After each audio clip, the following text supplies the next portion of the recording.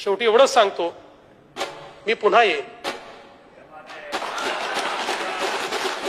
मी पुन्हा येईन याच निर्धारानं, याच भूमिकेत, याच ठिकाणी नव महाराष्ट्राच्या निर्मितीसाठी। नमस्कार मित्रांनो, मी श्याम देशकर, आपण बघत आहात लाईव्ह आपला महाराष्ट्र आणि हिंद भारत डिजिटल। महाराष्ट्रात मी पुन्हा येईन ही चर्चा चांगलीच गाजलेली होती। देवेंद्र फडणवीस यांच्या विधान जे होतं, मी पुन्हा येईन, लोकांनी अनेक टीका टिप्पणी केल्या, सोशल मीडियावरती कमेंट देखील केल्या, पण मात्र देवेंद्र फडणवीस हे पुन्हा येण्याचे संकेत दिसत आहे। 5 तारखेला शपथविधी देखील होणार आहे।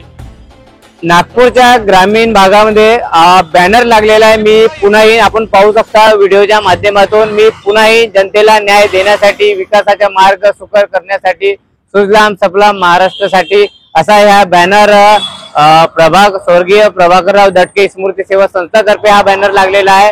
अपन अजून बघू शकता व्हिडिओच्या माध्यमातून, वापस आना पड़ता है नए महाराष्ट्र निर्माण के लिए, प्रगतिशील महाराष्ट्र के लिए, एक नया पर्व शुरुआत के लिए, जनता के अधिकारों के लिए, मजबूत महाराष्ट्र के लिए, जनता को न्याय दिलाने के लिए, विकास की नई परिभाषा के लिए, असा हा वाडी क्षेत्राचा बॅनर लागलेला आहे। आणि या बॅनरची सुद्धा म्हणजे वाडी क्षेत्रातच नाही तर नागपुरात जोरदार चर्चा रंगलेली आहे। देवेंद्र फडणवीस हे पुन्हा येताना दिसत आहे, असे संकेत देखील दिसत आहे।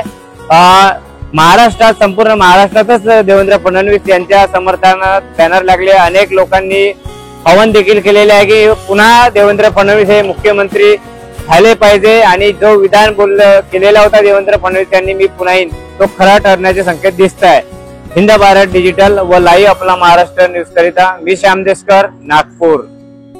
शेवटी एवढंच सांगतो, मी पुन्हा येईन,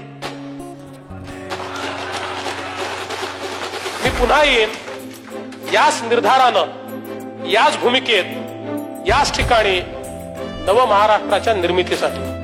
मी पुन्हा येईन गावांना जलयुक्त करण्यासाठी, शहरांचा चेहरा बदलण्यासाठी, माझ्या महाराष्ट्राला दुष्काळमुक्त करण्यासाठी, नव महाराष्ट्राच्या निर्मितीसाठी।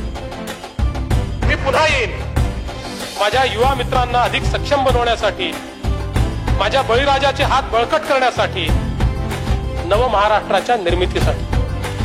मी पुन्हा येईन याच निर्धारानं, याच भूमिकेत, याच ठिकाणी, प्रत्येक व्यक्तीची साथ घेत, त्याचा हात हातात घेत, माझ्या महाराष्ट्राला एक नवीन रूप देण्यासाठी, नव महाराष्ट्राच्या निर्मितीसाठी मी पुन्हा येईन।